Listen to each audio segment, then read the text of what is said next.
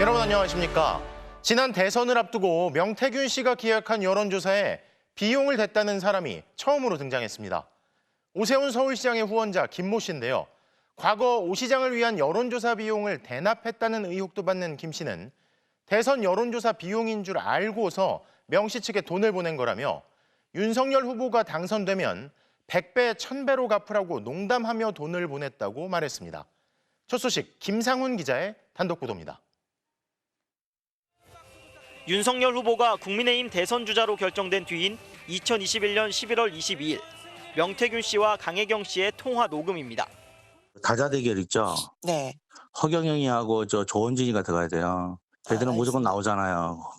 끝까지 가거든. 대선 여론조사 문항에 누구를 넣을지 지시하는 내용입니다. 그러다 명 씨가 자체 여론조사 얘기를 꺼내면서 오세훈 시장 후원자인 김모 씨 이름을 언급합니다. 자체 조사하는 거는 나중에 가서 나한테 전화를 줘요, 사무실에. 알겠습니다. 돈은 내가 누구 김 씨한테 입금시키라 할게. 네, 한 200 있으면 되겠죠? 네. 서울시장 선거가 끝난 지 반년도 넘었는데 왜 또 김 씨한테 돈을 넣으라고 한 걸까요? 김 씨한테 직접 물어봤습니다. 윤석열이라고 얘기는 말은 안 하지만 지가 여론조사 해갖고 뛰어다니는 거 아니까 윤석열밖에 더 있어요? 얼마를 줬을까요? 1000대고 이런 건 아니고 조금만 몇백만 원인 것 같아. 김 씨가 윤석열 후보 관련 대선 여론조사 비용인 줄 알고 명태균 씨 측에 몇백만 원을 보낸 겁니다. 그래서 내가 농담으로 웃으면서 100배 1000배 갚아. 나중에 윤석열이 되면 100배 1000배 갚아. 강 씨는 윤석열 후보 측에 유리한 대선 여론조사를 무상으로 해주고 명 씨가 그 대가로 김영선 전 의원 공천을 받아냈다고 주장합니다. 검찰은 지방선거 예비 후보자들이 공천을 바라고 명 씨 측에 건넸다는 2억 4천만 원이 여론조사 비용으로 흘러갔는지도 들여다보고 있습니다. 이런 가운데 자신이 대선 여론조사 비용을 냈다는 첫 증언이 나온 겁니다. 김 씨는 명 씨가 요청해 개인적으로 돈을 줬다는 입장입니다. 윤석열 대통령도 앞서 명 씨한테 여론조사를 해달라는 이야기를 한 적은 없다고 했습니다. 무상 여론조사로 공천을 거래했다는 게 의혹의 핵심이라 여론조사 비용을 어떻게 마련했는지도 수사에 초점이 될 걸로 보입니다. MBC 뉴스 김상훈입니다. 이렇게 자신의 후원자가 명태균 씨 측에 여론조사 비용을 대납했다는 의혹에 대해 오세훈 서울시장이 처음으로 직접 반박에 나섰습니다. 명 씨에게 여론조사 의뢰를 하지도 결과를 받지도 않았다고 단언했는데요. 이어서 구나연 기자입니다. 오세훈 서울시장은 강한 어조로 해명에 나섰습니다. 2021년 서울시장 보궐선거 당시 후보 단일화를 전후해 명태균 씨 측에 여론조사를 의뢰한 적도 결과를 받아본 적도 없다는 점부터 분명히 했습니다. 우리 캠프 쪽에 자기네들의 여론조사 결과가 온 것처럼 전제를 해서 이 주장하는 것은 정말 납득하기 어려운 논리적인 전개다. 명 씨와의 관계에 대해서는 국민의힘 김영선 전 의원 소개로 2021년 1월 2번 만난 게 전부라고 했습니다. 후원자 김 씨의 여론조사 비용 대납 의혹과 관련해서는 당시는 여론조사가 쏟아질 때라 명 씨에게 따로 돈을 주고 부탁할 필요가 없었다고 했습니다. 우리 캠프에서 필요 없다고 하는데 이걸 왜 비용이 들어갔을 텐데 이걸 왜 했겠나 하는 걸 오히려 의문을 가질 정도로 저로서는 정말 지금 상황이 이해가 가지 않습니다. 자신을 둘러싸고 최근 불거진 잡음은 오 시장 캠프를 발판 삼아 중앙 정계에 진출하려다 실패한 이들의 악감정에서 나온 거라고 추측했습니다. 그러면서 당시 여론조사 결과를 누구에게 넘겼는지 명확하게 밝히라고 공개 요구했습니다. 왜 오세훈 측이라고 자꾸 표현합니까? 받은 사람이 분명히 있을 거고요. 그 사람 밝히세요. 이 같은 오 시장 해명은 죄가 되는 일이었다면 돈을 온라인으로 송금하지 않았을 것이라는 후원자 김 씨의 기존 입장과 맥이 닿아 있습니다. 하지만 의혹은 여전합니다. 김 씨가 비용을 낸 비공표 여론조사 결과가 당시 국민의힘을 이끌던 김종인 비대위원장에 전달되고 당의 싱크탱크 격인 여의도 연구원에도 들어갔다는 증언이 나온 상황이라 정작 당사자인 오 시장만 받아보지 않았다는 해명에 설득력이 떨어진다는 겁니다. 본인들한테도 도움이 많이 됐을 거고 선거 전략에도 이렇게 영향을 줬을 거라고 저는 생각을 하거든요. 거기에 김 씨가 운영한 사단법인의 이사진 대다수가 서울시 관련 기관의 임원으로 취업한 사실도 추가로 알려지면서 오 시장의 여론조사를 둘러싼 의혹은 계속 커지고 있습니다. MBC 뉴스 구나인입니다. 자, 그런데 오세훈 서울시장의 후원자인 김모 씨가 했던 꺼림칙한 발언이 하나 더 있습니다. 공천 개입 의혹 초기에 강혜경 씨와 전화하는 과정에서 명태균만 죽어야지 국민의힘까지 죽일 수는 없다며 한 10억, 20억 줘서 명 씨에게 허위 진술하고 감옥 가라고 해야 한다는 내용으로 말했다는 건데요. 저희 취재진과 연락이 닿은 김 씨는 농담이었다고 해명을 했지만 파장은 이어지고 있습니다. 조희원 기자입니다. 지난 9월 5일 김건희 여사의 공천 개입 의혹 관련 첫 보도 닷새 뒤 오세훈 서울시장의 후원자 김 씨가 강혜경 씨와 전화 통화를 했습니다. 정황 증거를 갖고 있는 사람은 강 실장뿐이지 않느냐면서 강 실장만 덮으면 된다고 말합니다. 강 씨가 덮기 싫다고 하자 김 씨는 명태균만 죽여야지 국민의힘까지 죽일 수는 없다고 답합니다. 문제의 발언은 그 다음에 나옵니다. 김 씨는 대통령실도 확전을 원하지 않는데 막말로 명태균에게 한 10억씩 주든지 뒤집어 쓰든 감옥에 가든 간에 명태균도 뭐 좀 받고라고 말합니다. 그러면서 이렇게 터진 이상 한 10개 줄게, 20개 줄게 해서 허위 진술하고 감옥 가라고 해야 한다고 했습니다. 명 씨에게 거액을 주고 사건을 덮어야 한다는 취지로 말한 겁니다. 김 씨에게 해당 발언의 정확한 의미를 물었더니 이렇게 답했습니다. 청와대에서 10억, 20억 이러면 벌써 해결했을 텐데 이제 나중에는 그 정도 돈 줘도 해결 못할 거라 비슷한 식으로 농담 삼아. 농담이었다는 겁니다. 김 씨는 그러면서도 용산이 심각성을 모르는 것 같아 한 말이라고 했습니다. 명 씨가 녹취록을 공개하면 큰일 난다 생각했다는 겁니다. 그 친구가 한 100명은 들려줬어요. 명태균이가 옛날부터 자기 쉽게 얘기해서 가오다시 잡으려고. 우리 다 들었어요. 주위 있는 사람 다 들었지만 그걸 제 녹취한 사람은 아무도 없었던 거예요. 이때는 윤석열 대통령의 김영선 좀 해줘라는 육성 녹음 파일을 민주당이 공개하기 전이었습니다. 민주당 공개 내용과 같은 것을 들었는지는 김 씨는 구체적으로 밝히지 않았지만 폭발력은 걱정했습니다. 녹취록이 있는 게 아마 용산 쪽에는 모르는 모양이다. 심각성을 못 느낀대. 우리 들었잖아, 강 실장. 그게 만약에 명태균이가 까지면 큰일 나게 생겼다. 명태균 씨가 대선 때 쓴 휴대폰 행방이 오리무중인 가운데 또 다른 윤 대통령 녹음 파일이 존재하는지에도 관심이 쏠립니다. MBC 뉴스 조희원입니다. 자, 그런데 윤석열 대통령의 육성이 담긴 또 다른 녹취를 들었다는 주장이 명태균 씨의 지인으로부터 나왔습니다. 윤 대통령이 2022년 재보선을 앞두고 명 씨를 명박사라고 부르며 내가 윤상현한테 전화해서 김영선이 준비하라고 해 라는 식으로 말하는 음성 녹취를 들었던 건데 이에 대해 윤상현 의원은 윤 대통령으로부터 공천 관련 사실을 들은 적이 없다고 반박했습니다. 이선영 기자가 취재했습니다. 명태균 씨의 지인으로 명 씨가 구속되기 전까지 접촉했던 장동화 전 경남도의원은 지방선거가 열린 지난 2022년 6월 1일 명태균 씨로부터 식사를 같이 하자는 연락을 받았습니다. 나가보니 창원 의창 보궐선거에 국민의힘 후보로 공천을 받은 김영선 전 의원도 있었습니다. 그런데 명 씨는 그 자리에서 녹취된 한 음성을 장 전 의원에게 들려줬습니다. 딱 짧은 내용. 내가 기억하기는 명 박사 내 윤상현한테 전화해서 김영선이 준비하라 해 이런 식의 워딩만 딱 들려주더라고. 그러니까 내용이 비슷하잖아. 김영선 전 의원에게 준비하라는 윤석열 대통령의 육성이었다고 합니다. 2년 전 기억이지만 윤상현에게 전화라는 내용은 기억나고 김 전 의원도 함께 들었다고 했습니다. 장 전 의원은 명 씨가 김 전 의원의 공천에 역할을 했다는 점을 부각하기 위해 들려준 걸로 이해했다고 말했습니다. 지가 형님 이래서 이래 된 시스템이다. 형님이 이해해석하고 이걸 들어주더라고.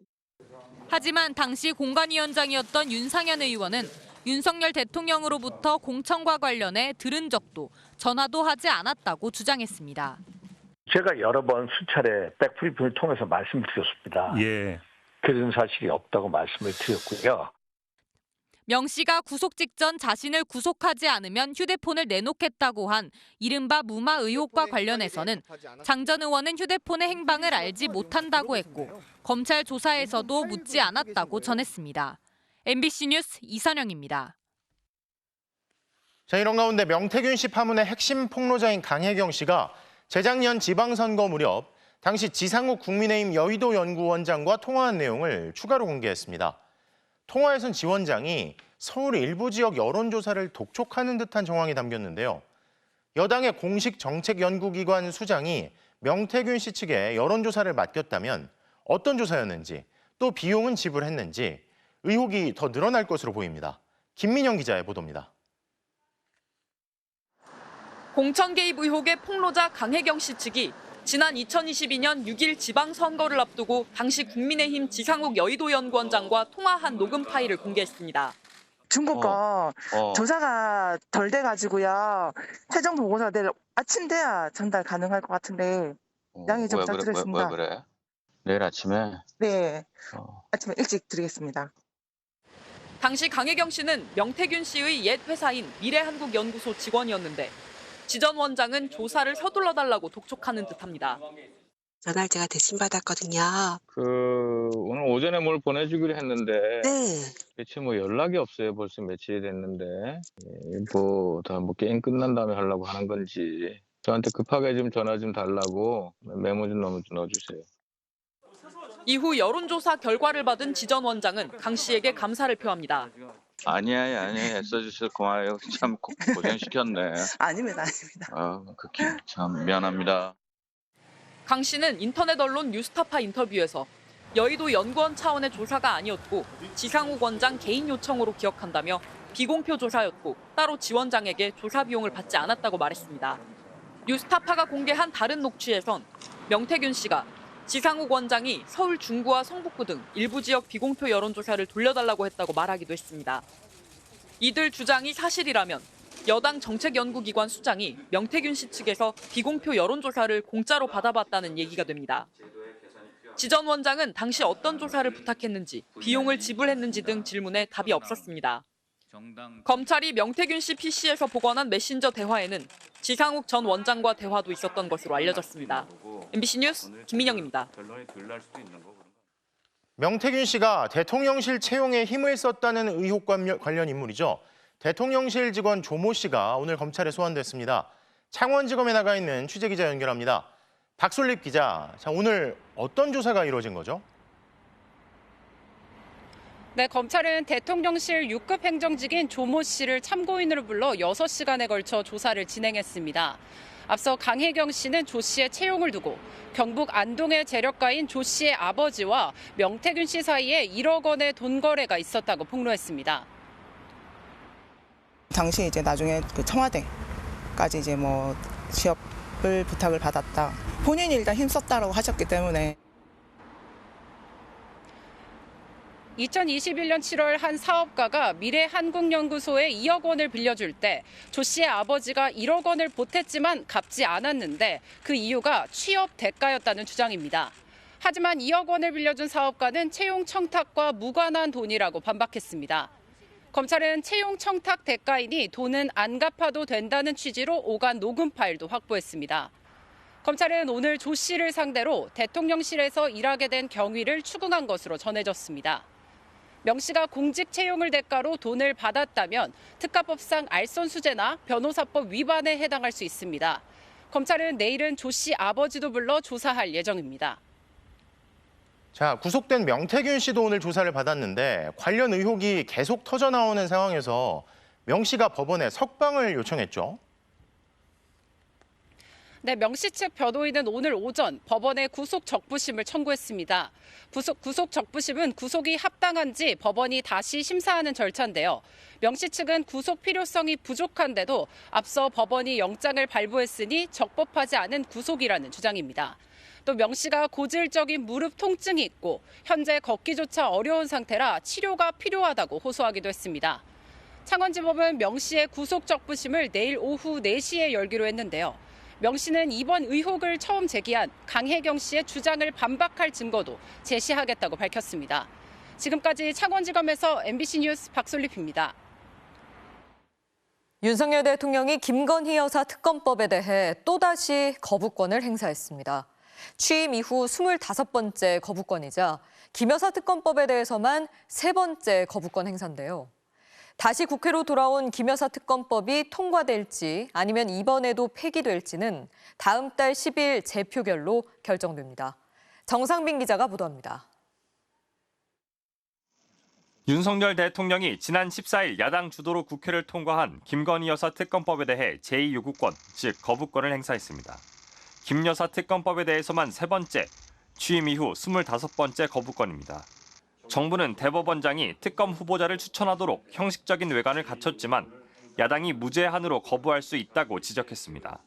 야당이 그 위헌성이 조금도 해소되지 않은 특검 법안을 또다시 일방적으로 처리한 것에 대해 매우 안타깝고 유감스럽게 생각합니다. 더불어민주당 의원들은 대통령실 앞으로 달려가 강하게 항의했습니다. 독재자 이승만 이후 최다 거부권 행사를 기록했다. 특검 거부는 범죄 자백이라고 성토했습니다. 대통령은 정말 비겁한 법꾸라지입니다. 윤석열 대통령과 그 측근들은 자신들의 범죄를 덮는데 권력을 집중하고 있습니다. 다른 야당들도 거부권 폭정이다. 눈물겨운 사랑꾼이 아닌 공사 구분 못하는 모자란 범부다.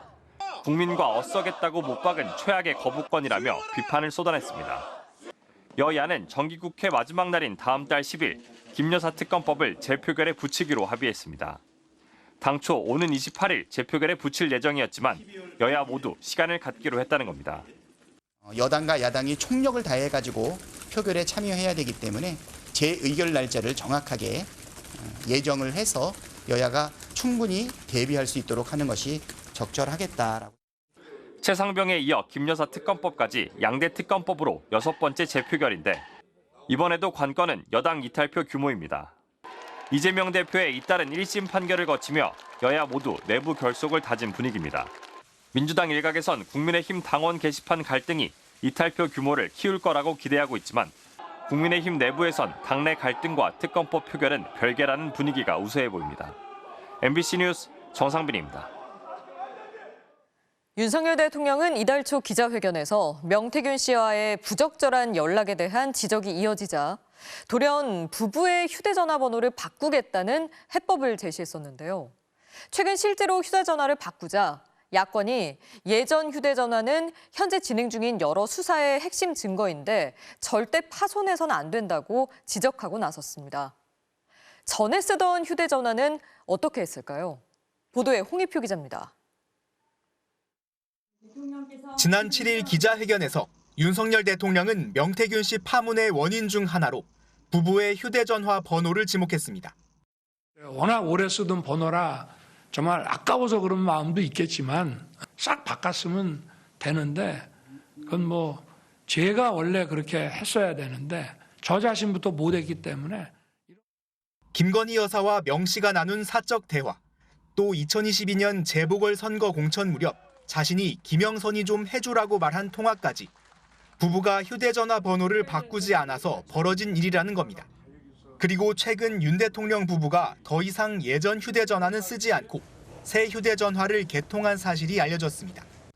윤 대통령이 소통 시스템에 변화가 있을 것이라고 예고한 대로 실행했다는 겁니다. 그러자 돌연 야당이 발끈하고 나섰습니다. 휴대전화 교체를 구실로 핵심 증거를 인멸하려는 시도를 멈춰라. 기존 전화를 분실하거나 파손하는 순간 증거인멸이라고 날을 세운 겁니다. 그간 해온 무수한 거짓말을 보면 증거인멸을 시도할 것이라는 강한 의심을 떨칠 수 없습니다. 해병대 최상병 사건 수사 외압 의혹을 수사해온 고위공직자 범죄수사처는 윤 대통령의 개인 휴대전화로 이종섭 전 국방부 장관과 통화한 내역을 확보한 상태입니다. 명태균 씨가 부부의 옛 휴대전화 번호로 연락한다고 과시했던 육성도 공개됐습니다. 대통령 전화로 통화 아직도 하고요. 김건희 사모는 원래 전화가 세대예요. 비밀 전화가 따로 있죠. 급하게 할 때. 야권은 대통령 부부의 옛 전화기를 공수처와 창원지검에 자진 제출하라고 압박했습니다. 대통령실은 옛 휴대전화를 폐기했는지 어떻게 처분했는지 아무 답변이 없었습니다. MBC 뉴스 홍익표입니다. 더불어민주당 이재명 대표의 위증교사 혐의를 무죄로 판단한 1심 재판부는 이 대표가 위증을 하라고 요구한 건 아니라고 했는데요. 저희가 70여 쪽에 이르는 판결문을 분석해 보니 있는 대로라거나 안 본 걸 얘기할 필요는 없다는 이 대표 발언이 무죄 판단의 중요한 근거가 됐습니다. 검찰 공소장에서는 찾을 수 없었던 말이었습니다. 윤상문 기자입니다. 검찰은 이재명 더불어민주당 대표의 통화 녹음을 유죄 근거로 내세웠습니다. 그런 얘기를 들었다고 해주면 되죠. 김진성 전 성남시장 비서에게 그런 얘기를 들었다고 해주면 되지라면서 허위 증언을 해달라고 했다는 겁니다. 재판부는 판결문 끝에 별도로 이 발언을 한 번 더 따졌습니다. 우선 알지 못하는 내용에 대해 들어서 알고 있는 것처럼 허위 증언을 요청한 것으로 해석할 여지가 있다고 했습니다. 하지만 이 대표의 다른 발언들에도 주목했습니다. 있는 대로 어차피 세월은 다 지났잖아요. 김일성 장관이 안 본 거 그런 얘기 할 필요는 없는 거고. 그때 당시 사건을 다시 재구성하자는 건 아니고. 재판부는 이런 발언들이 사실대로 진술해달라는 취지로 해석할 여지도 있다고 했습니다. 검찰은 이 대표에게 불리한 부분을 부각시켰지만 전체 맥락을 보면 통상적인 증언 요청으로 보인다는 겁니다. 재판부는 이 대표가 김 전 비서에게 건넨 변론 요지서에 대해서도 별도로 한 번 더 따졌습니다. 김 전 비서는 이 대표의 주장이 담긴 변론 요지서에 대해 제가 거기 맞춰서 해야죠라고 말했습니다. 재판부는 이 대표가 적은 대로 증언하겠다고 말한 것으로 해석할 여지는 있다고 했습니다. 하지만 이 대표가 변론 요지서를 제공하면서 기억을 되살려보라고 말하거나 김 씨 말을 들은 뒤 안 본 거를 얘기할 필요는 없다고 말한 만큼 위증을 요구했다고 볼 수 없다고 판단했습니다. 모두 검찰 공소장에 없던 내용입니다. 검찰은 1심 판결 직후 위증은 인정하면서도 위증교사 혐의는 무죄를 선고한 데 대해 납득하기 어렵다며 항소의 뜻을 밝혔습니다. 하지만 녹취록만으로는 유죄 근거가 되지 않는다고 1심 법원이 따진 만큼 검찰이 새로운 증거를 제시할 수 있느냐가 항소심의 관건이 될 것으로 보입니다. MBC 뉴스 윤상문입니다. 열흘 간격으로 이재명 대표의 1심 판결 2개가 잇따라 내려지면서 정치권에도 큰 폭풍이 지나간 듯한데요. 국민의힘은 민주당을 향해 무죄 판결뿐 아니라 공직선거법 유죄 판결도 받아들이라며 막판 공세를 이어갔습니다. 민주당은 검찰의 억지 기소가 법원에서 확인됐다며 여당은 재판보다 민생에 신경 쓰라고 맞받았습니다. 고재민 기자가 보도합니다. 이재명 더불어민주당 대표의 위증교사 혐의 1심 판결에 대해 수긍하기 어렵지만 존중한다고 밝혔던 국민의힘. 민주당을 향해 법원 판결을 환영한다면 지난 15일 이 대표의 공직선거법 위반 혐의 유죄 판결도 존중하라고 날을 세웠습니다.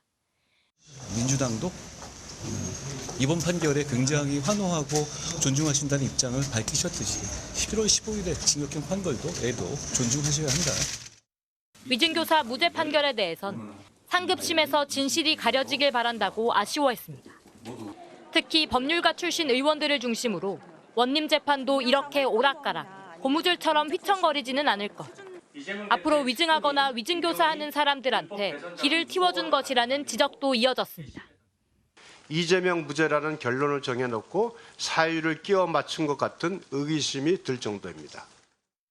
한숨 돌린 민주당 이재명 대표는 유죄 판결도 존중하라 몰아붙인 한동훈 대표를 향해 민생에나 신경 쓰라고 응수했습니다.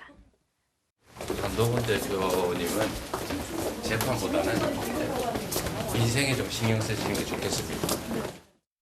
민주당에선 윤석열 정권 정치검찰의 말도 안 되는 보복 수사와 정치 기소였다. 검찰이 묻지마 기소에 대해 사과하고 항소 포기를 선언해야 한다면서 검찰의 수사권에서 나아가 기소권도 통제가 필요하다며 검찰을 향해 날을 세웠습니다. 검찰이 진정 법과 원칙에 따라 공정하게 행동하고 있는지 국민의 눈높이에 부합하는지 스스로 점검하기 바랍니다. 법원에서 시작된 큰 파도가 정치권을 한번 뒤흔들고 간 뒤 여야는 모두 몸을 추스르며 다시 민생을 강조하고 나섰습니다. 다만 이재명 대표의 5개 재판이 여전히 진행 중이어서 결과에 따라 전국이 요동치는 일은 앞으로도 반복될 걸로 보입니다. MBC 뉴스 고재민입니다. 사도광산 추도식 파행 사태를 촉발한 일본 정부 대표의 야스쿠니 참배와 관련해 교도통신이 정정 보도와 사과를 했다는 소식 어제 전해드렸죠. 그런데 일본 정부가 교도통신에 강한 유감을 표명하고 경위를 묻겠다며 추도식 파행 책임을 떠넘기고 있습니다. 반성 없는 추도사에 조선인이라는 말이 빠진 추도식 명칭 등 논란이 한두 개가 아니었는데 마치 오보 하나로 한국이 불참한 것처럼 상황을 몰아가고 있는 건데요. 도쿄 현영준 특파원이 보도합니다. 교도통신은 어제 이쿠이나 정무관의 야스쿠니 신사 참배 보도는 오보였다고 사과했습니다. 이에 대해 일본 정부는 이 오보 때문에 사도광산 추도식에 혼란이 야기됐다면서 교도통신에 강한 유감을 표하고 경위를 따져 묻겠다고 밝혔습니다. 極めて遺憾であります。政府として共同通信に対し事実関係や経緯の説明を求める予定でございます。 사도광산 추도식에 한국 정부가 불참을 선언한 이유가 오보 때문이라고 못 박은 건데 결국 추도식 파행과 관련해 일본 정부의 책임은 없다는 취지입니다. 일본 기자들은 한국이 불참한 데는 참배 문제뿐만 아니라 추모 행사 방식에 대한 불만도 있었다고 질문했지만 관방장관은 즉답을 피하며 한일 관계의 중요성을 강조했습니다. 日韓間には難しい問題もありますが、引き続き緊密に意思疎通をしていく考えでございます。 특히 일본 정부 관계자는 아사히 신문에 추도식은 끝났고 이제 어쩔 수 없다면서 한국 측도 사실관계에 대한 오해였다는 것을 분명히 알게 됐다고 말했습니다. 조선인이 빠진 추도식 명칭이나 반성과 애도가 없는 추도사, 조선인만을 위한 묵념 거부 등 일본의 책임은 모두 덮어두고 교도통신의 오보 탓에 한국이 오해하고 추도식에 불참한 것으로 논란을 마무리 짓겠다는 셈법입니다. 이 와중에 우익 산케이 신문은 일본 정치인의 야스쿠니 신사 참배는 당연한 것이며 한국의 반일병은 진절머리가 난다는 사설을 실어 추도식 논란에 기름을 붓기도 했습니다. 도쿄에서 MBC 뉴스 현영준입니다. 일본 정부는 추도식 파행 책임이 마치 한국 정부에 있다는 듯이 도리어 유감이라고 했었죠. 그런데도 아무 말 없이 잠자코 있던 우리 정부가 일본 정부의 어젯밤 유감을 표명했다고 오늘 해명하듯 밝혔습니다. 하지만 그러면서도 외교부의 누가 일본 정부의 누구에게 뭐라고 유감을 표명했는지 또 이에 대한 일본 측의 해명이나 반응은 있었는지 등에 대해선 입을 닫았습니다. 양소영 기자입니다. 사도광산 추도식에 한국이 불참한 건 유감이라고 했던 일본 정부에 대해 우리 정부가 마침내 유감을 표명했습니다. 그런데 방식이 이례적입니다. 외교부 당국자가 주한 일본 대사관을 접촉해 추도식 협의 과정에서 일본이 보여준 태도에 유감을 표명했다는 겁니다. 그러면서도 접촉한 우리 측 당국자와 일본 대사관 측 인사가 누구인지는 공개하지 않았습니다. 접촉한 시간은 어젯밤 늦게로 일본 정부의 유감 표명에도 우리 정부가 별도의 입장을 낼 계획이 없다고 하면서 대일 굴종 외교란 비판이 쏟아지자 일본 측과 서둘러 접촉한 걸로 보입니다. 일본 측과 소통하고 있는 구체 내용 그리고 구체한 급에 대해서는 이 자리에서 제가 말씀드리기 어려운 점을 양해해 주시기 바랍니다. 그동안 일본과 과거사 문제가 불거지면 외교부는 공식 브리핑을 하거나 주한 일본 대사관 외교관을 초치해 외교 관례에 따라 항의해왔습니다. 올해만 해도 일본 교과서 왜곡 문제로 외교부 차관이 2차례나 주한 일본 대사를 불러 항의했고 초치 장면과 항의 내용은 모두 언론을 통해 공개됐습니다. 그러다 보니 뒤늦은 유감 표명마저도 일본 눈치를 보며 수위 조절에 나선 게 아니냐는 비판이 나오고 있습니다. 한일 관계 악화를 막기 위해 항의와 시정 요구 대신 이 정도 선에서 사태를 봉합하고자 하는 게 아니냐는 겁니다. 오늘 기자간담회에 나선 강인선 외교부 2차관은 뒤늦은 유감 표명이라는 지적에 일본 주최 추도식에 불참한 건 그 자체로 강한 유감 표명이라고 설명했습니다. 그러면서도 한일 관계 전반에 영향을 미치지 않는 개별 사안으로 관리될 수 있도록 일본 측과 소통할 예정이라며 추도식 문제가 한일 갈등으로 비화하지 않도록 관리할 필요성만을 강조했습니다. MBC 뉴스 양소연입니다. 트럼프 2기 백악관의 국가안보보좌관 내정자가 우크라이나 전쟁 종전 추진을 예고하면서 한국을 언급했습니다. 한국은 무기 지원 등을 얘기하고 있지만 트럼프 당선인은 종전을 준비하고 있다며 부정적인 인상을 밝힌 건데요. 워싱턴 왕종명 특파원입니다. 트럼프 당선인은 선거 기간 반복해서 우크라이나전 종식을 공언해 왔습니다. If I'm president, I will have that war settled in one day, 24 hours. 트럼프 2기 백악관의 국가안보 보좌관으로 내정된 마이클 왈츠 의원은 트럼프의 공언이 허언이 아니란 점을 분명히 했습니다. 일단 러시아와 우크라이나가 미사일을 주고받는 지금의 전황을 우려하면서 북한군 파병을 확전의 단초라고 진단했습니다. This is a clear escalation, and the concern has been, where is this escalation going? This was in response to, in large part, to North Korea sending troops. 이어 확전을 막기 위해서라도 트럼프가 취임 직후 종전을 추진할 것임을 명확히 했습니다. 그러면서 한국 정부의 전쟁 개입 가능성을 언급했습니다.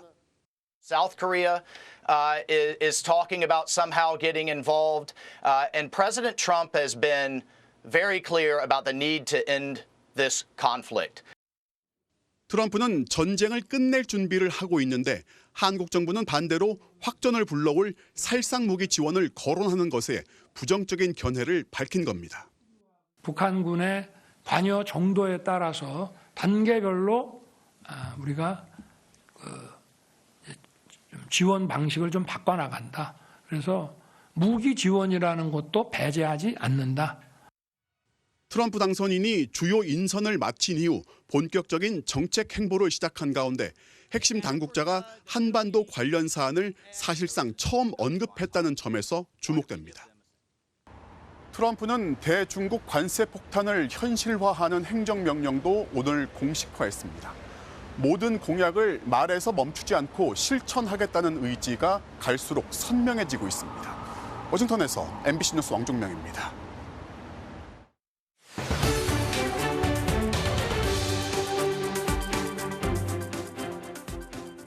소위 가짜 5인 미만 사업장으로 의심되는 곳에서 최근 임금체불 신고가 잇따랐습니다.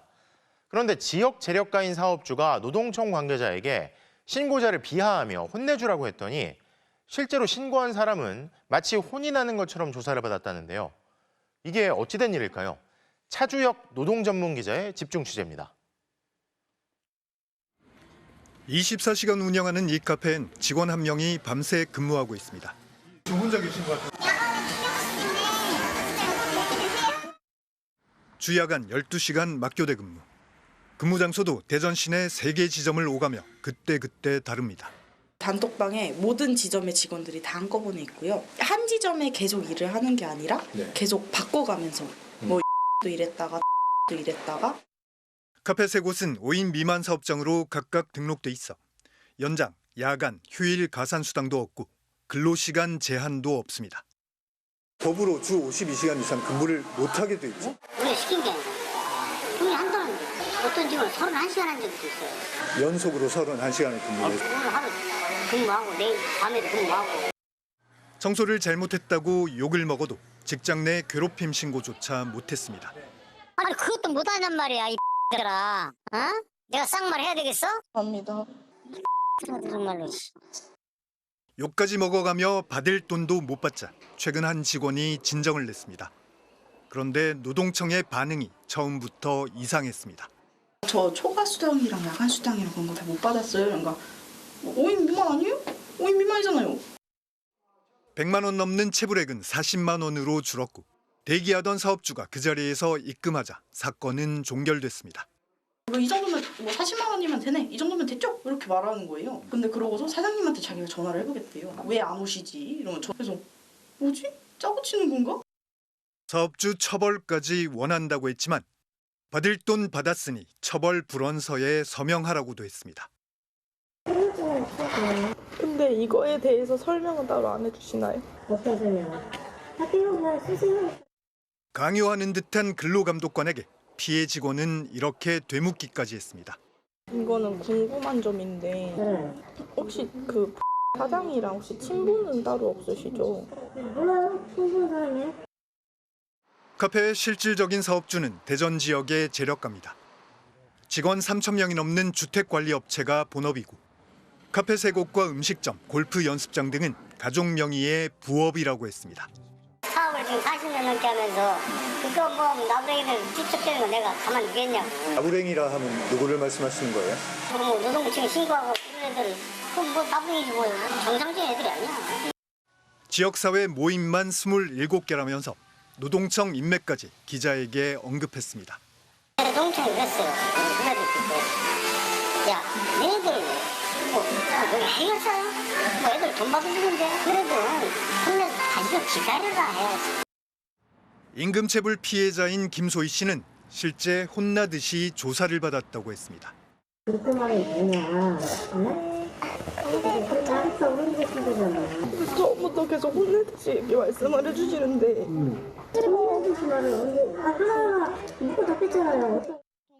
현재 카페 직원 5명이 사업주를 임금체불로 신고한 상태입니다. 또 올해만 5건의 임금체불 신고가 더 있었는데 4건은 비슷한 방식으로 종결됐습니다. 법을 안 지킨 다음에 나중에 주는 게 이득이라는 거죠. 어차피 처벌도 잘 안 되지 않고 10명 중에 1명 신고할까 말까 하는데 내가 처음부터 법을 다 지키면서 사업을 할 이유가 있냐. 대전 고용노동청은 사업장 근로감독과 함께 해당 근로감독관에 대한 내부 감사에 착수하겠다고 밝혔습니다. MBC 뉴스 차주혁입니다. 윤석열 정권 퇴진 집회에 대한 경찰 수사가 빠르게 확대되고 있습니다. 경찰이 정해준 이동 순서를 따르지 않아 충돌을 빚었다며 충돌을 사전 기획한 혐의로 민주노총 위원장을 조사한 데 이어 이번엔 산하노조 위원장들에게도 소환 조사를 통보한 걸로 확인됐는데요. 그런데 노조 관계자들뿐 아니라 집회 당시 체증 영상을 토대로 경찰은 일반 참가자들에게도 출석 요구서를 무더기로 발송했습니다. 변윤재 기자가 단독 보도합니다. 윤석열 정권 퇴진 촉구 집회 참가자들이 사전 집회를 마치고 본 집회가 열리는 숭례문 앞쪽으로 행진합니다. 곧 경찰이 통행로 확보를 이유로 행진을 막아서면서 시청 광장 근처에서 충돌이 발생했습니다. 경찰은 이 충돌이 민주노총 차원에서 사전에 기획됐다고 보고 있습니다. 산하 노조별로 본대회장으로 들어서는 순서를 경찰이 정해 주최 측에 사전 통보했는데 이를 따르지 않고 한꺼번에 몰려들었다는 게 그 이유입니다. 경찰은 지난주 양경수 민주노총 위원장을 소환해 집회 당일 이동 순서를 간부들끼리 사전에 회의했는지 그 회의록이 있는지 집중적으로 캐물었습니다. 이어 민주노총 공공운수노조위원장과 건설연맹 위원장, 플랜트 노조위원장, 금속노조위원장에게 다음 달 초까지로 소환을 통보했습니다. 양경수 위원장과 집회 당일 경찰 충돌을 사전에 짠 거 아니냐며 산하 위원장 조사에 나선 겁니다. 민주노총은 터무니없는 짜맞추기 수사라며 반발하고 나섰습니다. 행진이나 입장 순서를 경찰로부터 통보받은 바도 없고 설사 받았더라도 이게 지켜지지 않았다고 바로 폭력 집회 기획으로 몰아가는 건 말도 안 된다는 겁니다. 경찰은 순서를 안 지키면 행진을 막을 수 있다고 하는데 경찰이 맘대로 행진을 막았고 이는 헌법적 권리인 집회를 허가자로 운영하는 게 문제입니다. 노조 집행부가 아닌 일반 집회 참가자에 대해서도 최근 무더기로 경찰 출석 요구서가 날아든 걸로 확인됐습니다. 남대문 경찰서는 체증 영상 기록을 토대로 집회 참가자 20명에게 경찰 출석 요구서를 보냈는데 영상 분석 결과에 따라 조사 대상은 더 늘어날 걸로 보입니다. 경찰은 윤석열 대통령 퇴진 국민투표를 독려한 전희영 전국교직원 노동조합 위원장에게도 국가공무원법 위반 혐의로 다음 주 소환을 통보하는 등 수사가 전방위로 뻗어가면서 이른바 이틀막 수사라는 반발도 거세질 전망입니다. MBC 뉴스 변윤재입니다. 오늘 비가 내리고 강한 바람까지 불면서 본격적인 겨울 추위가 시작된 것 같습니다. 밤부턴 비가 눈으로 바뀌고 내일 아침엔 큰 눈까지 내릴 걸로 보이는데요. 자, 서울 도심에 나가 있는 취재기자 연결합니다. 이지은 기자, 지금 체감하는 날씨가 어떻습니까? 네, 제가 3시간 전쯤부터 이곳 광화문역에 나와 있는데요. 체감 온도는 밤이 되면서 0도까지 떨어졌습니다. 해가 지고 바람이 거세지면서 말 그대로 체감 온도가 뚝 떨어져 손끝이 아릴 정도입니다. 비도 내렸다 그쳤다를 하루 종일 반복했는데요. 일부 지역에서는 우박이 쏟아지기도 했습니다. 퇴근길 시민들도 두터운 외투와 방한용품을 착용하고 발걸음을 서두르는 모습이었습니다. 어제가 좀 따뜻해서 좀 얇게 입고 왔는데 너무 생각보다 추워서 깜짝 놀랐어요. 패딩을 이번 주말에 사놔가지고 내일 게시하면 될 것 같아요. 조금 전 6시쯤에는 올해 구세군 자선냄비 모금의 시작을 알리는 타종 행사가 이곳 광화문에서 열렸는데요. 구세군 모금은 총 30억 원을 목표로 12월 31일까지 전국에서 진행됩니다. 비가 좀 많이 와서 걱정이 됐었는데 막상 시작되니까 비가 갑자기 그쳐서 지나가는 시민분들이 많이 모금을 해주셔야 되지 않을까요? 내일은 낮 기온이 서울 3도로 오늘보다 6도가량 떨어져 더 춥게 느껴지겠습니다. 또 아침엔 수도권에 시간당 1에서 3cm의 강한 눈이 내리고 강원 산지는 모레까지 최대 20cm의 폭설이 예상돼 대설 예비특보가 내려졌습니다. 특히 출근 시간대에 대설주의보 수준의 눈이 집중될 것으로 예보된 만큼 출근길 교통안전에 주의하셔야겠습니다. 지금까지 서울 광화문에서 MBC 뉴스 이진입니다.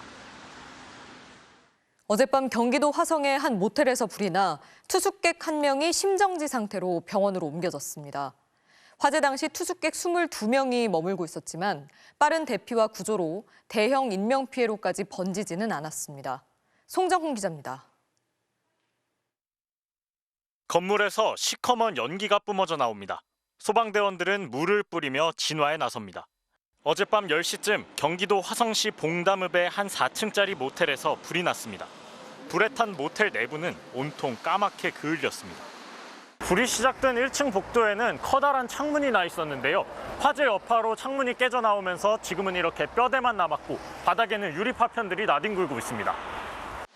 투숙객용 객실 25개가 있는 이 모텔에는 화재 당시 투숙객 22명이 머물고 있었습니다. 불은 출입구 바로 앞 1층 카운터에서 시작됐습니다.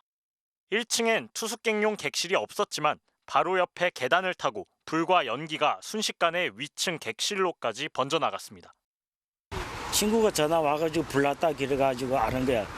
문 열었더니 다 연기야. 뭐도 안 보여. 대형 인명피해가 발생할 우려가 있어 한때 대응 2단계가 발령됐지만 다행히 불은 40분 만에 잡혔습니다.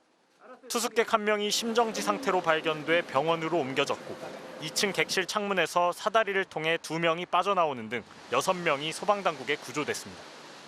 복도 쪽으로 나가면 안 되겠다, 죽을 수도 있겠다 그래가지고 창문 쪽으로 방충망을 뚫고 그 사이로 나가서 난간에 기다리고 있었습니다. 나머지 16명은 직원들과 함께 화재 직후 바로 빠져나왔습니다. 카운터에서 불이 나자마자 직원이 화재 경보기를 울렸고 주변에 일터를 둔 장기 투숙객이 많아 모텔 구조를 잘 알고 있었던 것이 탈출에 도움이 된 걸로 보입니다. 화재 12분 만에 현장에 출동한 소방의 구조 작업도 10분 만에 완료됐습니다.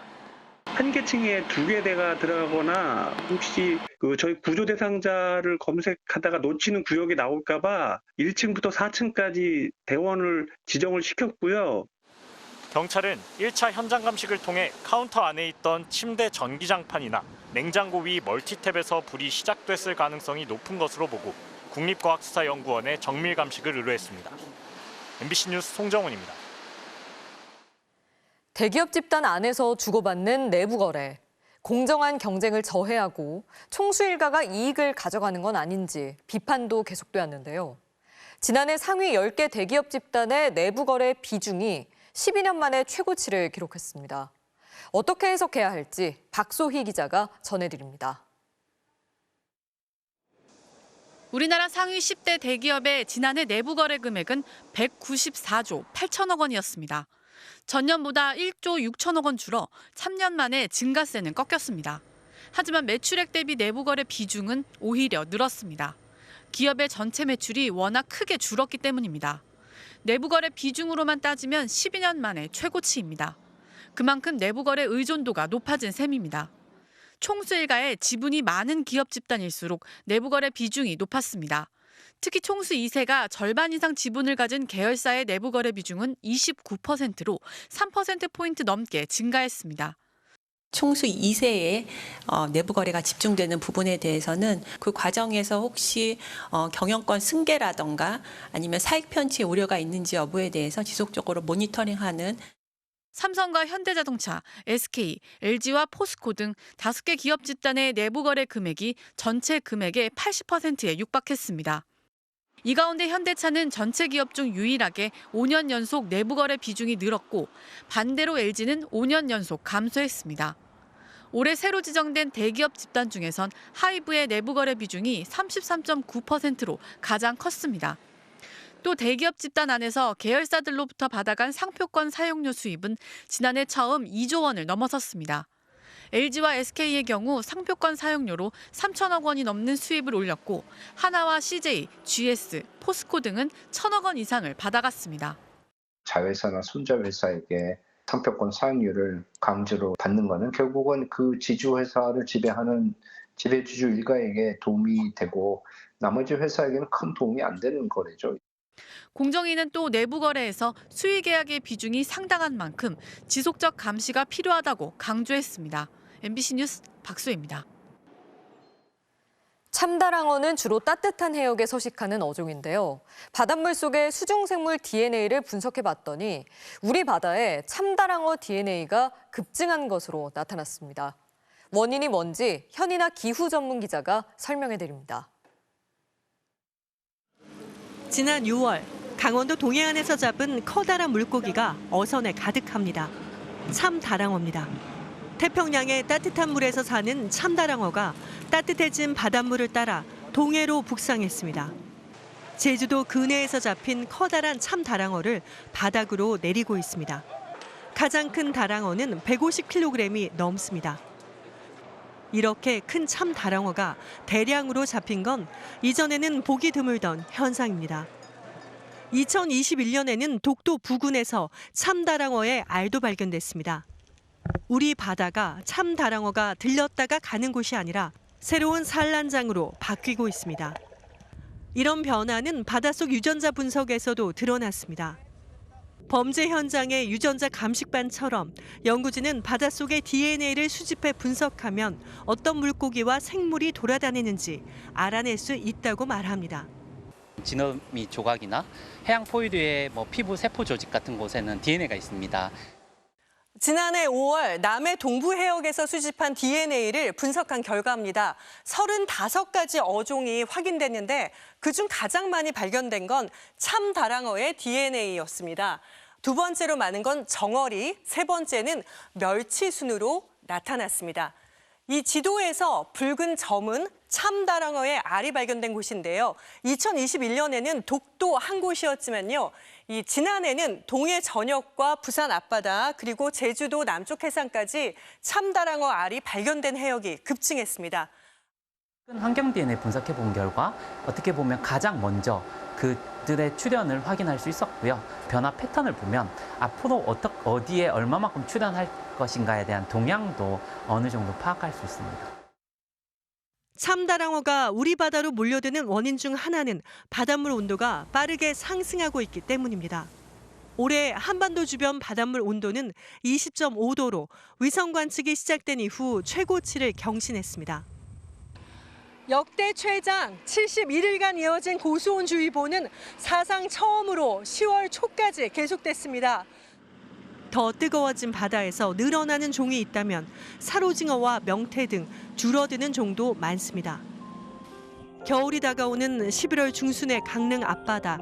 따뜻한 바다를 좋아하는 전갱이 무리가 바다를 누빕니다. 사람이 다가가자 주위를 둘러싸며 원을 그립니다. 변화하는 지구에서도 인간과 자연은 공존의 길을 찾아야 합니다. MBC 뉴스 현인아입니다.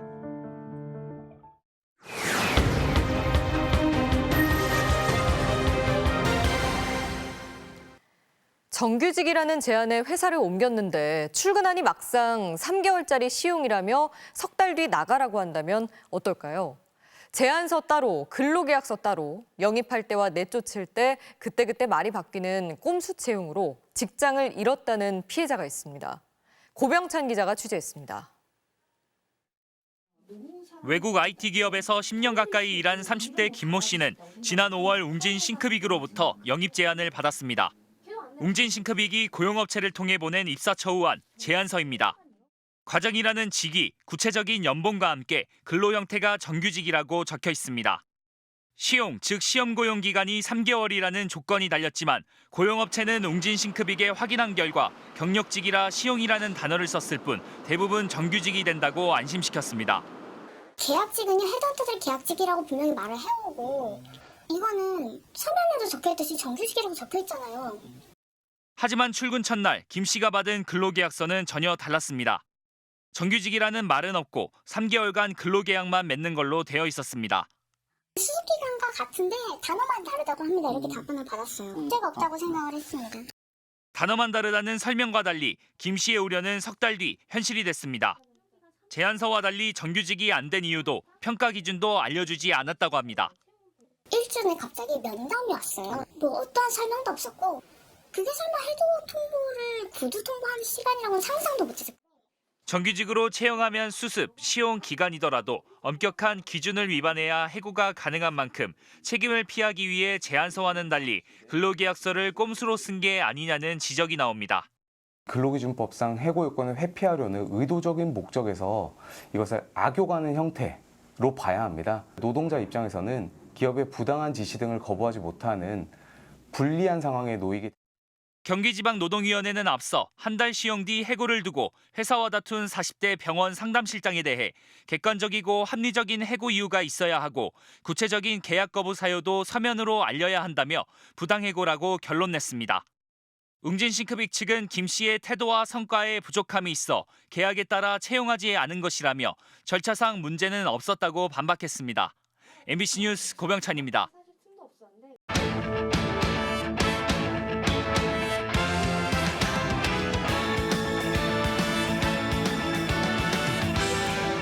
스포츠 뉴스입니다. 네, 올해 최고의 활약을 펼친 기아의 김도영 선수가 역대 최연소 타자 MVP의 영예를 안았습니다. 생애 한 번뿐인 신인왕은 두산의 마무리 김태견 선수에게 돌아갔습니다. KBO 시상식을 앞둔 김도영 선수, 과감한 흰색 정장으로 시선을 사로잡았는데요. 태영 형이 자꾸 입네. 어울리겠다. 어울리지 않아요? 관심이 쏠린 MVP에 이변은 없었습니다. KBO 시상식 MVP 수상자는 기아 타이거즈 김도영 선수입니다. 만장일치의 6표 모자란 압도적인 득표로 역대 최연소 타자 MVP가 됐습니다. 많은 함성 소리로 저한테 응원해 주시고 기아 타이거즈 팬분들께 너무 감사드린다는 말 전하고 싶습니다. 저는 올해 팬분들 땜시 살았습니다. 감사합니다. 신인왕 역시 적수가 없었습니다. 두산의 마무리 김태견이 데뷔 첫해 영예를 안았습니다. SSG 노장 노경우는 22년 차에 생애 처음이자 최고령 홀드왕에 올랐습니다. 네, 김도영은 고교 시절 이미 완성형 선수로 불릴 만큼 떡잎부터 달랐는데요. 데뷔 3년 만에 KBO 리그 최고 선수로 공인받으면서 말 그대로 김도영 시대를 열어가고 있습니다. 박재훈 기자입니다. 역대 최연소, 최소 경기 30홈런 30도루에 기아의 통합 우승까지. 도영이는 이제 오툴이라고 하죠. 모든 걸 갖춘 거고. 기아 타이거즈라는 팀의 진짜 최고의 선수가 되지 않을까. 내가 도영이 나이 때 왜 그렇게 못했던 거지? 동료들이 먼저 인정한 KBO 리그 최고의 선수. 그래서 2024 시즌 MVP는 김도영의 몫이었습니다. 3년 전 이른바 문긴대전으로 불린 드래프트 경쟁에서 문동주를 제치고 기아의 1차 지명을 받았던 김도영. 30-30 한번 해보고 싶어요. 30-30 하면서 73도루도 할 수 있기 때문에 두 개 다 도전해보고. 데뷔 2시즌 동안 부상으로 풀타임을 소화하지 못했지만 스스로를 믿고 버틴 끝에 올해 완전히 재능을 폭발시켰습니다. 그런 날 있잖아요. 앞이 보이지 않고 미래가 보이지 않고 부정적인 생각들로 가득 차는 그런 날들이. 누가 해준 말이 기억에 남습니다. 너를 믿어라. 나중에 누군가는 너를 보며 위안을 얻을 거라고요. 독보적인 실력과 스타성으로 천만 관중 시대의 상징 같은 존재가 된 김도영. 아쉽게 놓친 만장일치 MVP와 40홈런 40도루를 목표로 이미 새로운 도전을 시작했습니다. 올해 달성을 하지 못한 게 하나가 있기 때문에 그 목표를 최종 목표로 삼고 훈련을 할 것 같습니다. 그 목표가 뭔지 40, 40 아닐까요? MBC 뉴스 박지웅입니다. 네, 프로농구 출범 27년 만에 동호회 출신의 일반인 선수가 프로팀에 입단하면서 화제를 모으고 있습니다. 진짜 농구 선수가 되기 위해 프로 무대 도전에 나선 정성조 선수를 김수근 기자가 만났습니다. 농구협회가 주관한 3대3 농구대회 4강전. 결정적인 득점 한 방으로 고려대를 탈락시킨 동호회 팀의 정성조 선수는 결승전에서도 종료 10초 전 재치 있는 결승골을 성공시켜 연세대마저 무너뜨리고 정상에 올랐습니다. 그리고 일주일 뒤 프로농구 신인 드래프트. 일반인 참가자 정성조. B선수 출신으로는 사상 처음으로 프로팀에 지명을 받았습니다. 중학교 때 발을 다쳐 선수 생활을 경험조차 할 수 없었지만 정성조는 동호인 대회와 3대3 농구를 통해 실력을 갈고 닦은 끝에 꿈을 이뤘습니다. 사회복무원이 마칠 때쯤 이제 나가서 뭐 해 먹고 살지라는 생각하다가 도전해봐도 괜찮겠다라는 생각이 들어서 도전하게 되었습니다. 소노에 합류한 뒤 체계적인 훈련과 부상 관리까지 모든 게 신기한 정성조는 가장 먼저 동료들과 가까워지기 위해 노력 중입니다. 새로운 길을 열었잖아. 어때? 그렇다고 좀 그래서 열심히 해야 돼. 열심히 안 하는데? 체력과 수비 등 동호회와는 차원이 다른 냉정한 프로 무대 적응이 관건. 언제 데뷔전을 치를지 기약할 수도 없지만 정성조는 B선수 출신이란 선입견을 지우고 진짜 선수로 거듭나기 위해 밑바닥부터 시작할 계획입니다. 많은 분들이 진짜 안 된다고 했는데 제가 또 노력해서 여기까지 왔으니까 한계를 항상 뛰어넘으려고 노력을 해야 저처럼 좋은 기회가 오지 않을까 생각합니다. MBC 뉴스 김수근입니다. 세계 주니어 탁구 선수권에서 우리 어린 선수들의 선전이 이어지고 있는데요. 13살 탁구 천재로 불리는 이승수 선수가 15세 이하 혼합복식에서 대만조의 극적인 역전승을 거두고 결승에 올랐습니다. 2년 전 초등학교 시절 실업 선수를 꺾고 국가대표와도 당당히 맞서며 주목을 받았던 이승수. 바뀐 목표가 뭐예요? 저요 세계 1등이요. 귀여워. 13살 중학생이 돼 주니어 세계선수권 15세 이하 부문에 출전했는데요. 최서연과 짝을 이룬 혼합복식 준결승에서 2살 많은 대만조를 극적으로 물리쳤습니다. 특히 마지막 5세트 접전 상황에서 집중력이 정말 돋보였어요. 9대8 한점 뒤진 상황에서의 날카로운 드라이브 공격부터 11대 11 듀스에서 2번이나 허를 찌른 백핸드 공격까지 승부처를 완벽하게 지배하면서 짜릿한 역전승을 완성했습니다. 승리의 기쁨이 정말 컸던 것 같죠? 터지겠다, 와. 전날 19세 이하 여자부 단체전에서 사상 첫 우승을 일군 박가현과 유예리는 프랑스조를 꺾고 준결승에 올랐습니다.